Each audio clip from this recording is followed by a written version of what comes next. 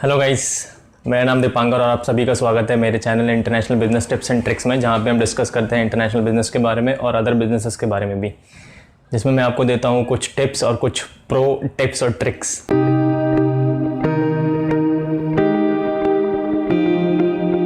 Import export business in India. So इसके लिए सबसे पहले तो आपको चाहिए स्टेप 1। सबसे पहले आपको करना है, सबसे पहले वही करना है यार, अपनी कंपनी स्टार्ट करनी है, अपना फर्म को रजिस्टर करना है, जीएसटी लेना है, पैन लेना है, current account start, export council के साथ भी रजिस्टर कर सकते हैं, जिसको कहते हैं आरसीएमसी। इसके लिए आप गूगल कर सकते हैं how to register yourself on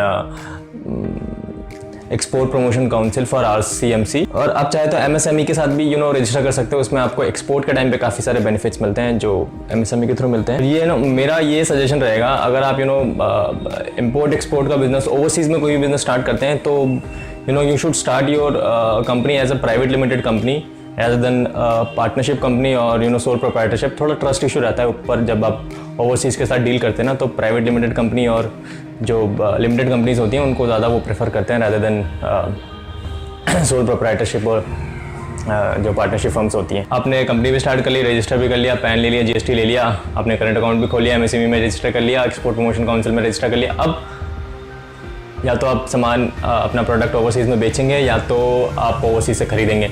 so अगर आप ओवरसीज़ में बेचने का सोच रहे हैं तो देखिए, ज़्यादा कुछ ऐसा मतलब ज़्यादा मैंने ओवरसीज़ में बेचने का तो मैंने हैंडल नहीं करा है।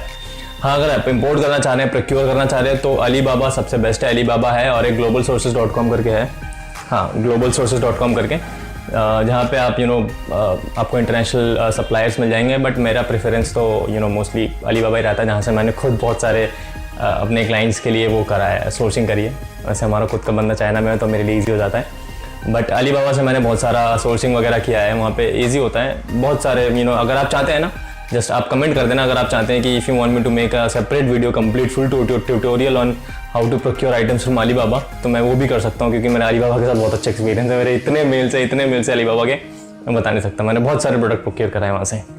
सो अब आप अब अगर आप एक्सपोर्ट करना चाहते हैं तब भी आप अलीबाबा में जाके अपने आप को रजिस्टर करा सकते हैं as a vendor, as a supplier, और आप इंटरनेशनल मार्केट्स को एक्सप्लोर करिए, देखिए क्या मिलता है नहीं मिलता है। थोड़ा वहाँ पे केयरफुली चलना पड़ता है। इंटरनेशनल मार्केट्स में इंडोनेशिया और थाईलैंड में मैंने बहुत देखा, ये कौन बड़ा करते हैं ये लोग ना, मतलब सारे के सारे फेक सप्लायर्स होते हैं, फेक इंपोर्टर्स होते हैं। इंडोनेशिया थाईलैंड में तो बहुत होता है। पेपर के केस में मैंने पेपर का काफ़ी हैंडल कर रखा है। A4 पेपर का जो गुड्स है इंडिया में कितने हेवी क्वान्टिटी में होता है, डेली टू यूज़ गुड्स है, जैसे कि पेपर हो गया, A4 पेपर इतना ज़्यादा यूज़ होता है, वहाँ पे इतने ज़्यादा फेक सप्लायर्स हैं, इतने ज़्यादा फेक सप्लायर्स हैं कि आप कह नहीं सकते। लोग होते हैं 10-15 हज़ार डॉलर ऐसे गवा के बैठे हुए हैं। सो उनसे थोड़ा बच के ओवरसीज़ में आप जब भी डील करें तो थोड़ा ट्रस्ट इशू बना के और थोड़ा केयरफुली डील करें।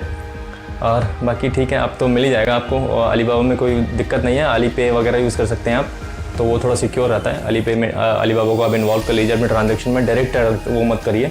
डायरेक्ट भी कर सकते हैं, आप जाके विजिट कर सकते हैं। अगर चाइना विजिट कर रहे हैं तो कोई प्रॉब्लम नहीं है। अगर चाइना विजिट नहीं कर रहे हैं तो आप अलीबाबा को बीच में इन्वॉल्व कर सकते हैं और आपका transaction will be very safe. So first step हो गया आपका, आपने अपनी कंपनी खोल ली, रजिस्टर कर लिया, फॉर्म रजिस्टर कर लिया, आपको सप्लायर मिल गया है, बायर मिल गया है।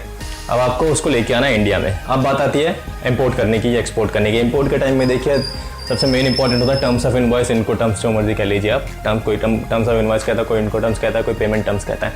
टर्म्स ऑफ इनवॉइस बेसिकली ये होता है, एक टर्म्स होता है इंटरनेशनल टर्म्स ऑफ जिस पे आप और सप्लायर म्यूचुअली एग्रीड होते हैं to supply the goods from origin to the destination. ये इनको terms was first introduced in 1936 I guess by ICC, international chamber of commerce. ये बहुत वास्ट है, वो है सब टॉपिक है। तो अगर आप चाहते हैं ना मैं इस पर भी एक सेपरेट वीडियो बनाऊँ इनको टर्म्स के ऊपर, तो आप मेरे को बता दीजिएगा। मैंने सारे नोट्स है, कोई प्रॉब्लम नहीं है, मैं आपको नोट्स भी दे दूंगा, प्लस वीडियो में भी एक्सप्लेन कर दूंगा सारा का सारा। बट इस वीडियो में 3-4 लेके चलूँगा इनको टर्म जो कि वाइडली यूज़ होते हैं इंडिया में, जो है आपका एक्सवर्क्स हो गया, FCA हो गया, FOB हो गया और CIF हो गया। तो जो वाइडली इंडिया में यूज़ होने वाले इनको टर्म्स है वो है एक्सवर्क्स, FCA, FOB और आपका CIF।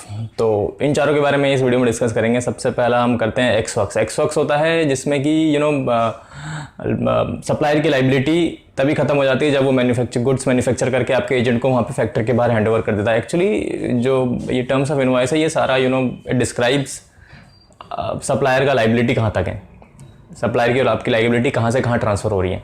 सो एक्सवर्क्स में ये होता है कि सप्लायर का काम होता है, उसने मैन्युफैक्चर करा, अपना डब्बा पैलेट वैलेट बनाया, बॉक्स बनाया और अपने दरवाजे के बाहर या अपने वेयर हाउस में उसने छोड़ दिया।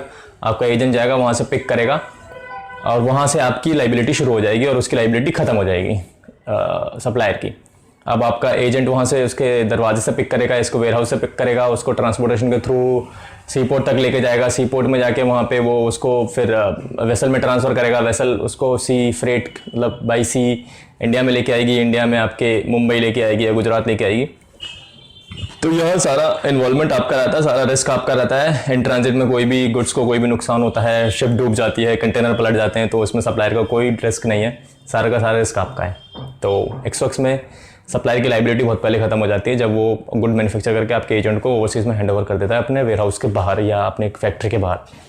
सेकंड कहते हैं FCA। FCA में होता यह है कि सप्लायर की लाइबिलिटी जो होती है वो होती है आपकी उसको पोर्ट तक पहुँचाने तक की। पोर्ट तक पहुँचाने तक की ये होता है, मतलब ये हो गया कि वो अपना गुड्स मैन्युफैक्चर करेगा, पैकिंग करेगा, पैलेटाइज करेगा, बॉक्स बनाएगा, ट्रांसपोर्टेशन उसका खुद का रहेगा। ट्रांसपोर्टेशन के थ्रू आपके वेयर हाउस, आपके एजेंट का जो भी वेयर हाउस है ओवरसीज़ में, जैसे कि जो भी आपका एजेंट है जिस भी फॉरवर्डर के थ्रू आप कर रहे हैं, उसका फॉरवर्डर का एजेंट होता है हर कंट्री में। तो वो अपने एजेंट को बोलेगा कि हाँ भाई मेरे एजेंट का वेयर हाउस यहाँ पे है, आप अपने सप्लायर को अपने एजेंट का वेयर हाउस का एड्रेस देंगे, वो अपना गुड्स को वहाँ पैक करेगा अपने फैक्ट्री में, उसको ट्रांसपोर्टेशन में डालेगा, ट्रांसपोर्टेशन के थ्रू आपके वेयर हाउस में पहुँचा देगा। तो वहाँ पे उसकी लाइबिलिटी खत्म होती है, मतलब ये ट्रांसपोर्टेशन एक इन्वॉल्व हो जाता है FCA के अंदर।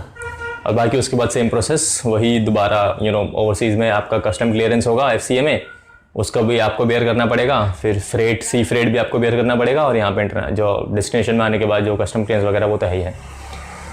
तीसरा जो सबसे ज़्यादा यूज़ होता है, सबसे ज़्यादा वो है FOB में ये होता है कि जो सप्लायर होता है उसकी लाइबिलिटी होती है उसको शिप में चढ़ाने तक की। मतलब जब भी वो इन्वॉइसिंग करता है ना, तो उसके अंदर ये सारे के सारे कॉस्ट वो इंक्लूड करके आपको इन्वॉइस करता है।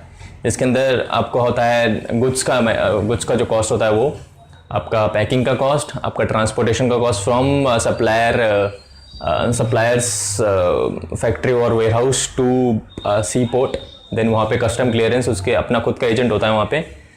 FOB में उसका खुद का एजेंट ही सब कुछ करता है, उसका जो ओवरसीज़ का खुद का एजेंट है वही कस्टम क्लियरेंस करेगा। कस्टम क्लियरेंस करा के फिर वो आपके एजेंट को हैंड ओवर करेगा आफ्टर वो वेसल में शिफ्ट करने के बाद BLVL कटवा के बिल ऑफ लेडिंग समझते हैं ना, उस पर भी मैं एक सेपरेट वीडियो बनाऊंगा। अगर आपको नहीं पता तो आप कमेंट में पूछ सकते हैं मेरे से बिल ऑफ लेडिंग क्या होता है, bill of lading airway bill, तो आप कमेंट करके मेरे को बता देना। तो यही होता है कि अपना वो कस्टम क्लियरेंस करा के शिप में चढ़ा के शिप जैसे BL आपके एजेंट को हैंड ओवर कर देगा, उसकी लाइबिलिटी खत्म हो जाती है। अब शिप से अगर देखिए सी फ्रेट में भी कई बार क्या होता है ना, कई बार कंटेनर पलट जाते हैं, गुड्स डैमेज हो जाते हैं, तो उसमें उसकी कोई लाइबिलिटी नहीं है। उसकी लाइबिलिटी रहती है अपने वेयर हाउस से लेके सी पोर्ट में कस्टम क्लियरेंस करा के आपके एजेंट को हैंड ओवर करने तक की। तो ये हो गया आपका FOB। लास्ट है CIF। ये होता है कि उसकी लाइबिलिटी शुरू होती है उसकी फैक्ट्री से टिल आपके port of destination, sea port of destination, जैसे कि मुंबई हो गया, गुजरात हो गया।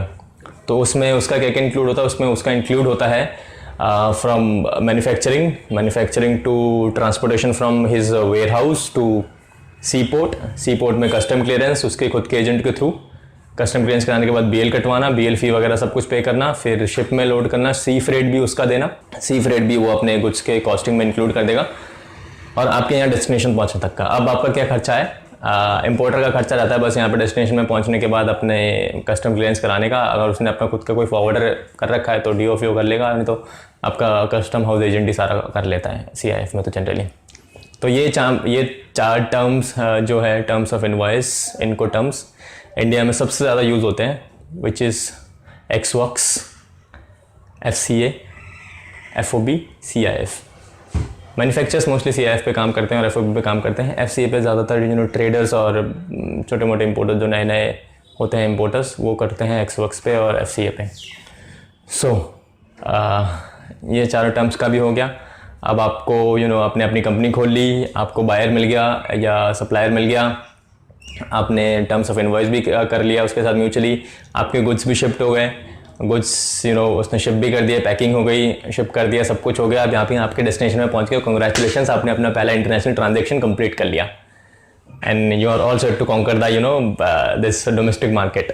अब बात करते हैं कस्टम क्लियरेंस की। कस्टम क्लियरेंस यार एक खुद में बहुत बड़ा टॉपिक है, बहुत बड़ा वाइड टॉपिक है। तो मैं कोशिश करूंगा उसके ऊपर एक सेपरेट वीडियो बनाने की, और आप कोशिश करिएगा अगर आपको वीडियो में कहीं पे कुछ भी कन्फ्यूजन है, कुछ भी अच्छा लगा तो आप कमेंट्स में पूछ सकते हैं मेरे से। और अगर आप चाहते हैं कि मैं अलीबाबा पे या टर्म्स ऑफ इनवॉइस पे या कस्टम क्लियरेंस पे या किसी भी टॉपिक पे एक अलग वीडियो बनाऊं तो कमेंट में ज़रूर बता देना मेरे को। और वीडियो अगर आपको अच्छा लगा तो लाइक कर देना, और सब्सक्राइब और शेयर करना तो बिल्कुल मत भूलना, और बेल आइकन को भी दबा देना ताकि आपको सारे फ्यूचर नोटिफिकेशन मिलते रहें। और मैं कोशिश करूँगा मैं आगे कोशिश करूँगा कि मैं ये जो टॉपिक है ना, ये वैसे ही बहुत ज़्यादा सीरियस टॉपिक है, तो थोड़ा सा इसको मैं अच्छे से, मेरी प्रिपरेशन नहीं है 2-4 दिनों से, तो अभी जैसे जैसे प्रिपरेशन होती रहेगी मैं कोशिश करूँगा कि आपको अच्छे से समझ में आए और आपको ईजिली समझ में आए। वैसे ही यार नोटिफिकेशन सर्कुलर्स इतने सारे होते हैं तो मैं नहीं चाहता कि बोरिंग बना दूँ चीज़ों को। सो इस तरीके से कोशिश करूँगा कि आपको ईजिली समझ में आ जाए। और अगर आप चाहते हैं कि ये सारे जो मैंने टॉपिक्स में आपके साथ शेयर करता हूँ, इसको आपको रिटर्न में चाहिए तो आप मेरे को मेल कर सकते हैं। मैं अपनी मेल आईडी डिस्क्रिप्शन में डाल दूंगा।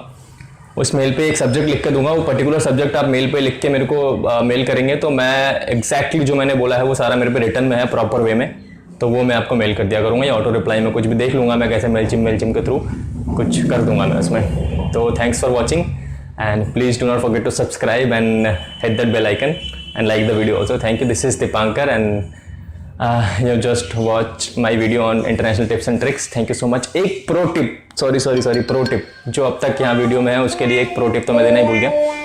जब आप ओवरसीज से गुड्स प्रोक्योर करते हैं तो अलीबाबा में जाएंगे, 100 सप्लायर्स से बातें करेंगे, वो अपना कोटेशन देगा, ये देगा वो देगा, दुनिया भर की बातें होंगी। कभी वो रिप्लाई करता है, कभी नहीं करता है, कभी बात बनती है, कभी स्पेसिफिकेशन मिलता है, कभी क्वालिटी नहीं मिलती है। दुनिया भर का करीबन ये 40, 45, 50 दिनों का प्रोसेस होता है टोटल। इन सारी चीज़ों को सिर्फ करना है, ये सिर्फ उनके लिए जो अब तक लास्ट तक वीडियो में बने हुए हैं। ऐसे ना इंडिया में बहुत सारी कंपनीज हैं, जैसे सपोज आपको कोई गुड्स इंडिया में लेके आना है, आपका आपका कंपटीटर ऑलरेडी वो खरीद रहा है कहीं से ओवरसीज में, तो आपको पता नहीं कि किससे खरीद रहा है, कैसे पता करें। आपको पता है कि भाई ये बंदा चाइना से मंगवा रहा है, इंडिया के एक्सपोर्ट पे मंगवा रहे हैं, तो आप ये कर सकते हैं। इंडिया में ऐसी बहुत सारी कंपनीज है, बहुत सारे बंदे हैं जो ना आपको इंपोर्ट एक्सपोर्ट डाटा प्रोवाइड करते हैं। सो उनको क्या करना होता है, आप बस अपना प्रोडक्ट का HS कोड जो होता है, HSN code, harmonise system code जो होता है, वो आप उसको दे देंगे। सो उसका, और आप बोलेंगे कि मेरे को इस डेस्टिनेशन पे मंगवाना है, इस डेस्टिनेशन का सारा डाटा चाहिए, जैसे कि मुंबई का डाटा होगा, नावाशेवा हो गया, या अपना तुगलकाबाद हो गया, IGI एयरपोर्ट का हो गया, या पिपावा का हो गया, पलपड़गंज का हो गया। जैसे मैं अपने आजू बाजू की बात कर रहा हूँ, जो पोर्ट्स हैं, इस पोर्ट का डाटा मेरे को चाहिए, इस पोर्ट में ये डाटा मतलब ये वाला आइटम कौन इंपोर्ट कर रहा है, तो उसमें क्या क्या आता है, उसमें आपकी सारी डिटेल मिल जाती है कि वो डाटा, वो आइटम कहाँ से आ रहा है, सप्लायर का नाम क्या है, फैक्ट्री का नाम क्या है, एड्रेस क्या है, कितने में आ रहा है, कितने में क्लियर हो रहा है, कितनी क्वांटिटी आ रही है, कौन इंपोर्ट कर रहा है, इंपोर्टर का नाम क्या है, IC सब वो टोटल कंप्लीट डिटेल दे देगा। तो सारी ये अलीबाबा की जो आपका हैसल है ये बच जाएगा। सो ये था आज का pro tips. Thank you so much for watching. This is Dipankar from International Business Tips and Tricks.